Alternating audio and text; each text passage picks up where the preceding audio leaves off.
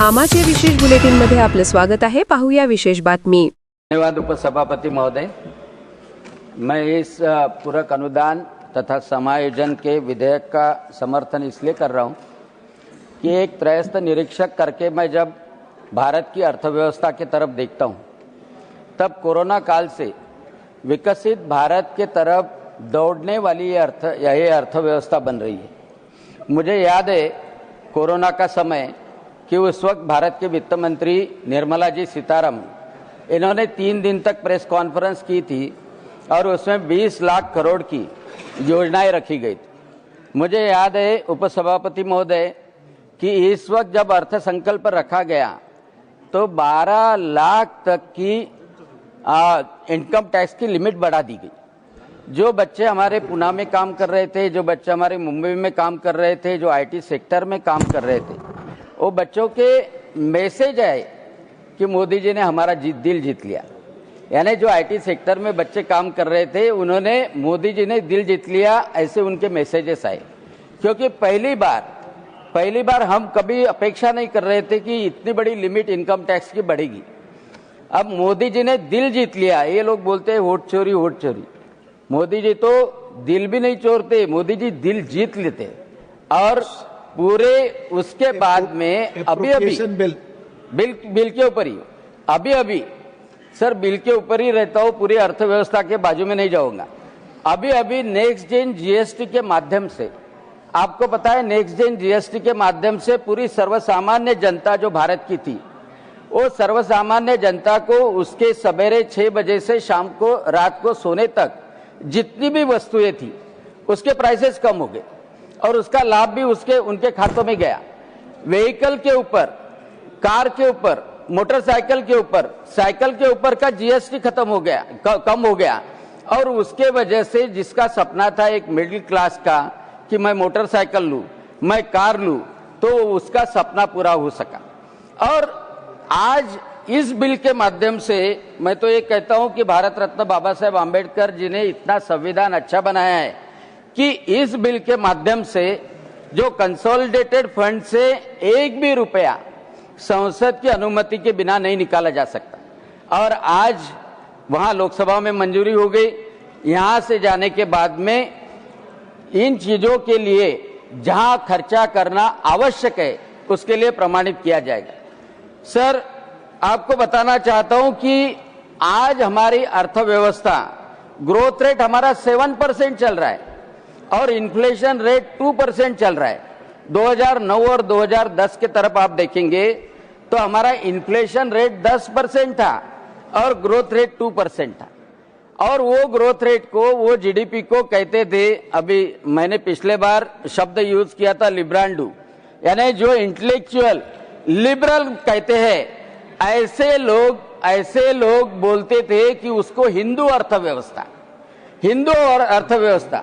मैं तो आज बताना चाहता हूं कि ये जो ग्रोथ रेट मोदी जी ने बढ़ाया है, जो ग्रोथ रेट 7% का आया है, ये तिमाही का तो 8.6% का है, एवरेज 7% का है, इन्फ्लेशन रेट 2% का हो गया। इसको हिंदू अर्थव्यवस्था कहनी चाहिए, ना तो मरे हुए जो हमारा ग्रोथ रेट नीचे डाउन था उसको हिंदू अर्थव्यवस्था कदापि नहीं कहनी चाहिए। क्योंकि हिंदू अर्थव्यवस्था बोले तो डाउन वाली है, ऐसा जो लिबरल लोग सोचते थे उसके विपरीत आज अच्छा काम हो रहा है। सर, इस विधेयक में एक महत्वपूर्ण बात है। देखिए, मैं एग्रीकल्चर के ऊपर आऊंगा, एमएसएमई के ऊपर आऊंगा, हायर एजुकेशन के ऊपर आऊंगा, लेकिन मैंने देखा कि कितने बारकाई से पैसे रखे गए। मैं आंकड़ों में नहीं जाऊंगा, लेकिन खुफिया ब्यूरो के तहत गुप्त सेवा के लिए व्यय करने के लिए, यानी पुलिस के खुफिया विभाग को ज्यादा पैसे मिलने चाहिए, क्योंकि भारत की आंतरिक सुरक्षा अतिशय महत्वपूर्ण है। आज भी देखा गया कि कश्मीर में जो 6 डॉक्टर थे जो एमबीबीएस हुए थे, वो डॉक्टर लोगों को उन्होंने आरडीएक्स रखा था और इतना बड़ा जाल बिछाया हुआ था कि पूरे भारत में स्फोटों की, बॉम्ब ब्लास्ट की मालिका लग सकती है। उसको हमारे खुफिया पुलिस ने बाहर निकाला और उसके बाद में जो उसमें जिसको डर लगा, जिसने वो आत्मघाती हल्ला किया, लाल किले के बाहर, वो पूरे दुनिया को मालूम है।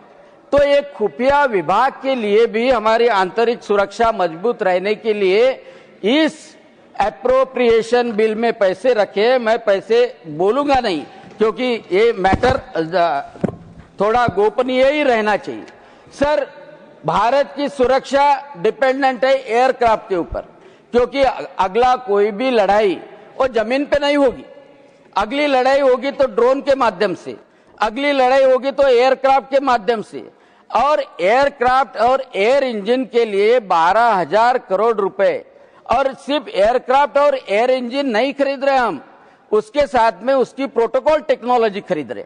तो प्रोटोकॉल टेक्नोलॉजी खरीदने के साथ में हम उसके लिए 12,000 करोड़ रुपए रख रहे, और ताकि हमारी जो सुरक्षा है, क्योंकि मोदी जी का मुझे तो बहुत अच्छे से याद है कि अभी वो भारत नहीं रहा कि सिर्फ निषेध करेगा, अभी वो भारत नहीं रहा कंडेम करेगा, अभी वो भारत रहा कि कोई घुसने की कोशिश करता है तो उसको घर में जाके घुसकर मारेगा।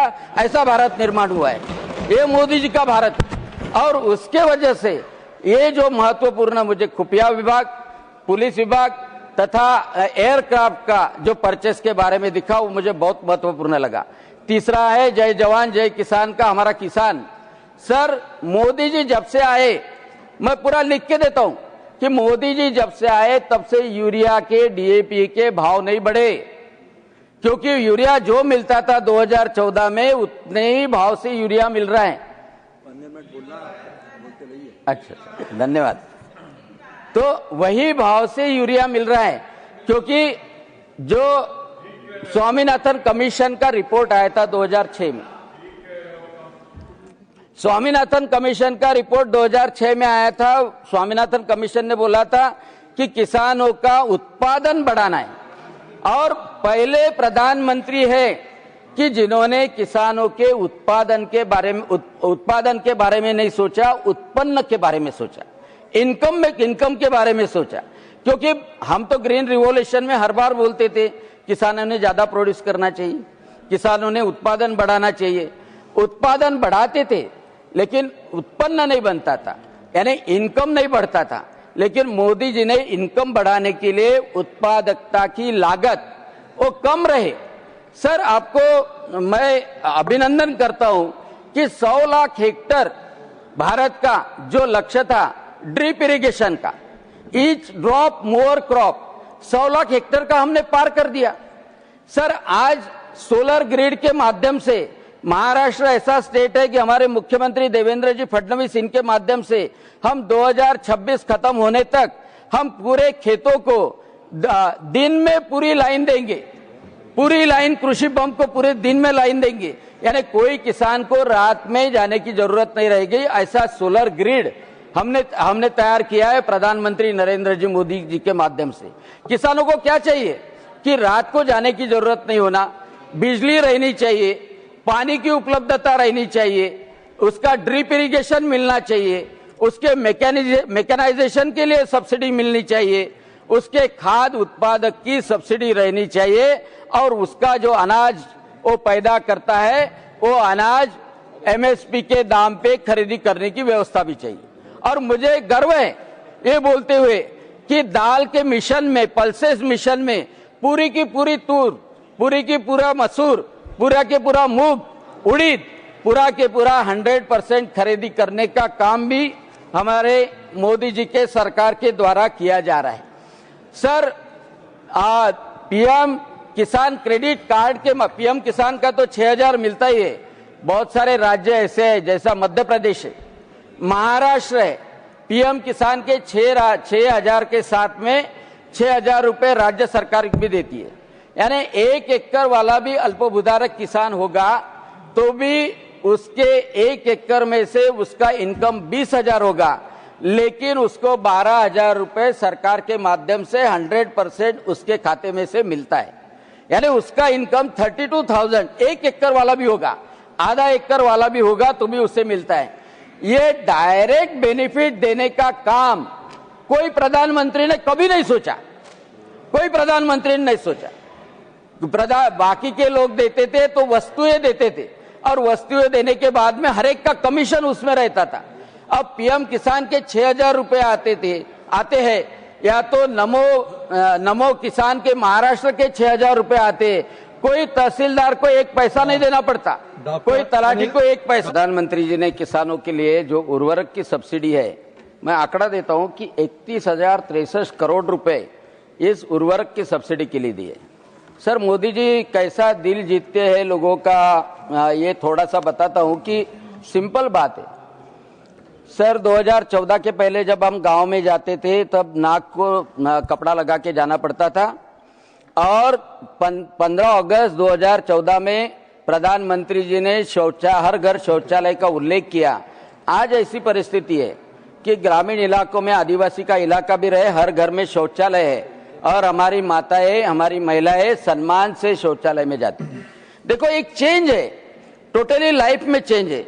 सर, एक चेंज ऐसा है कि प्रधानमंत्री उज्ज्वला योजना, आज 9 करोड़ घरों में प्रधानमंत्री जी ने दिया हुआ गैस सिलेंडर, उसका स्टोव है। देखिए परिणाम कैसा है। आज तो वो उज्ज्वला योजना में 9 सिलेंडर भी 300 रुपए के सब्सिडी से मिल रहे हैं। उतना ही नहीं तो बाकी के लोगों को भी सब्सिडी का प्रावधान है। लेकिन ये उज्ज्वला योजना का फायदा कैसा हुआ? देखिए, 9 करोड़ लोग समझो लकड़ी के ऊपर, कोयले के ऊपर अपना खाना बनाते थे, तो आज कितना पॉल्यूशन बढ़ सकता था। यानी प्रधानमंत्री जो कार्बन न्यूट्रलिटी के तरफ जा रहे 2070 तक, उनके कदम वहां से कि हर एक घर में भी गैस का चूल्हा हो, एलपीजी का चूल्हा हो, वो अफोर्ड नहीं करेगा, उनको मालूम था, तो उनको फुकट में दिया जाए। साल में 9 सिलेंडर दिया जाए 300 रुपए के सब्सिडी से, और उसके लिए 14,692 करोड़ रुपए उन्होंने रखे। सर, युवाओं के लिए मैं बोल सकता हूं, अभी कोई वक्ता बोल रहे थे डिजिटल सब्सक्रिप्शन। सर, इतना महत्वपूर्ण कदम है कि पूरे दुनिया का नॉलेज इकट्ठा होगा, और एक क्लिक पे, वो लड़का अमरावती का हो, वो लड़का नॉर्थ ईस्ट का हो, उसको कौन सी भी information just like artificial intelligence chat GPT पे जा सकते हैं। उससे भी ज्यादा वेगवान, चैट जीपीटी से भी ज्यादा वेगवान, एआई से ज्यादा वेगवान डिजिटल सब्सक्रिप्शन के माध्यम से पूरी किताबें हम पढ़ सकते हैं। सर, ये जो परिवर्तन पूरा ताकत से हो रहा है, अब ये परिवर्तन अब मुझे कभी कभी दुख लगता है कि कांग्रेस की ये परंपरा नहीं थी। कांग्रेस कभी ऐसा प्रधानमंत्री के बारे में बोल नहीं सकती थी। लेकिन आपको मैं बता देता हूं कि देखिए, किसके लिए गड्ढे खोदने की घोषणा दोगे तो आप गड्ढे में जाओगे, इतना ख्याल में रखना है। और उसके कारण एक महत्वपूर्ण बात जो आपसे मैं कहना चाहता हूं कि टेली कम्युनिकेशन क्षेत्र है। अब टेली कम्युनिकेशन क्षेत्र के लिए 38,543 करोड़ रुपए रखे। अब टेली कम्युनिकेशन क्षेत्र पूरे भारत का नक्शा बदलने वाला है। हर ग्राम पंचायत तक कंक्लूड करिए। हमारा ऑप्टिक केबल नेटवर्क गया हुआ है, और उसके माध्यम से हम नेट से सभी से जुड़ गए। सर, आखिरी में मैं बोलना चाहता हूं कि टीएमसी के सांसद मोहम्मद नदीमुल बोल रहे थे, एकला चलो रे, एकला चलो रे, एकला चलो रे। हाँ, वो रविंद्रनाथ जी टैगोर उनकी कविता थी। लेकिन मोदी जी बोलते हैं, सबको साथ लेकर चलो रे, सबको साथ लेकर चलो रे। बंगाल रहे, पंजाब रहे, बिहार रहे, उत्तर प्रदेश रहे, कोई भी धर्म जात का रहे, सबको साथ लेकर विकसित भारत तक चलो रे, यही संदेश ये बिल के माध्यम से दिया है। इसलिए मैं अभिनंदन करता हूँ, समर्थन करता हूँ। धन्यवाद। आम्हा चॅनेलला लाईक करा, शेअर करा, सबस्क्राईब, फॉलो करायला विसरू नका।